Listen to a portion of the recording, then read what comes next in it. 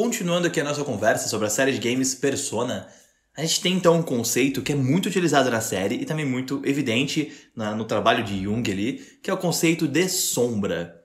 O que é a sombra dentro do jogo, primeiramente? A sombra dentro do jogo são os seus inimigos, são os adversários que você enfrenta, são os monstros que existem dentro dos mundos cognitivos ali, né? Da Dark Hour, do Tartarus, da Metaverse, que são os cenários que existem dentro dos jogos. São aqueles inimigos que você enfrenta ao longo da sua jornada, da sua aventura, porque eles representam emoções negativas, eles representam as coisas negativas das pessoas.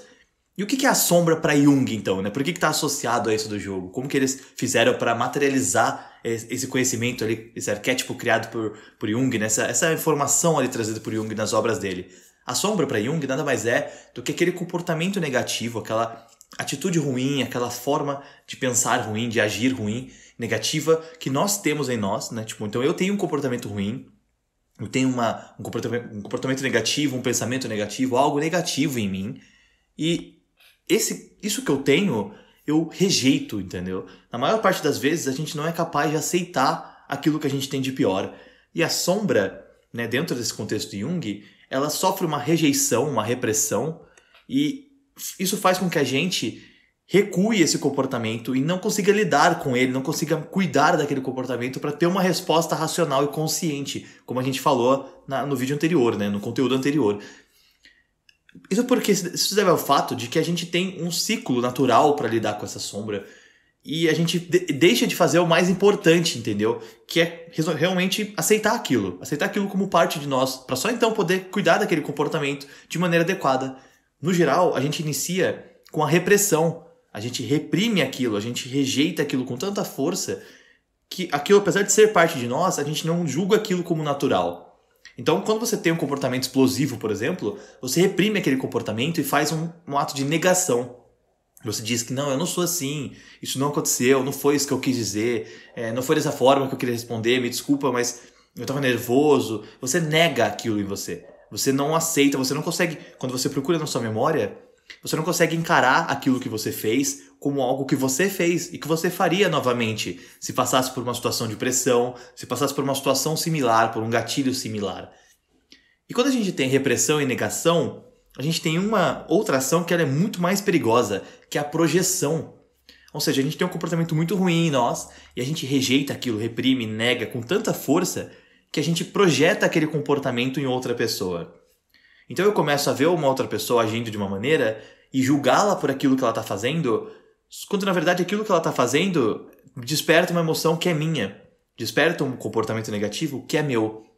Então a minha sombra ela é projetada em outra pessoa, e aí eu escureço aquela pessoa, né, com a sombra, né, com essa questão, porque eu coloco o impacto negativo que eu gero na atitude do outro, para poder negar aquilo em mim, entendeu? Isso é uma coisa que Jung aborda bastante, e que a gente consegue ver dentro do contexto do Persona, né, esses inimigos que surgem, esses adversários que você enfrenta, justamente apresentando essas questões negativas que as pessoas colocam para fora delas, né?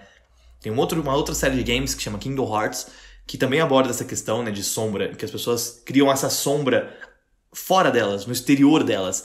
Por quê? É esse conceito, entendeu? Aquilo que eu tenho de ruim em mim é muito difícil de ser aceito, eu não consigo aceitar aquilo. Então eu gero uma ilusão e projeto aquilo em alguém. E com essa ilusão, quando eu projeto isso em alguém, eu distancio aquilo de mim. E automaticamente fica muito mais difícil para lidar com aquilo que eu faço. Por quê? Porque eu estou agindo de uma resposta, uma reação, né? No caso, estou reagindo de maneira inconsciente. Eu estou colocando aquilo para fora, estou culpando outra pessoa, estou me vitimizando. Muitas vezes, dentro de um relacionamento, por exemplo, você tem um comportamento muito ruim e você projetando aquilo na outra pessoa, você vai fazer toda a culpa cair nas costas dela, cair nos ombros daquela pessoa. E aí você se vitimiza por algo que é você que tá fazendo, entendeu? E tá tudo bem se você passou por isso alguma vez na vida, se você tá passando, porque a tendência natural do ser humano é reprimir, é negar esse comportamento. Mas quando a gente começa a fazer ter um pouco mais de autoconhecimento, a perceber um pouco mais as nossas ações, olhar de maneira consciente e racional, a gente percebe que na verdade isso é uma dissimulação, certo? A gente tá fantasiando aquilo, a gente está fingindo que não somos nós e projetando aquele problema no outro para poder se distanciar dele. Então, às vezes eu tenho uma atitude, eu tenho um comportamento que ele é muito arrogante. Ou então, por exemplo, eu sou muito ciumento. E aí, eu tô lá com a minha esposa, tô com a minha namorada, tô com uma pessoa que eu amo, e ela tem uma atitude que eu julgo ciumenta, e o que eu faço? Eu projeto aquela negatividade nela. Ah, ela é uma pessoa muito ciumenta. Quando na verdade eu sou, e muitas vezes ela teve uma atitude similar àquilo. E eu vou encarar aquela atitude dela como um padrão dela, e não meu. E isso vai fazer com o quê? Com que o meu comportamento de ciúme seja reforçado. Então eu vou aumentar a gradativamente, no caso, o quanto aquele comportamento aparece, o quanto aquele comportamento acontece, porque eu distanciei aquele comportamento de mim. E cada vez que ele aparecer, eu vou culpar aquela outra pessoa, porque eu projetei aquilo nela. E como que a gente sai disso, né?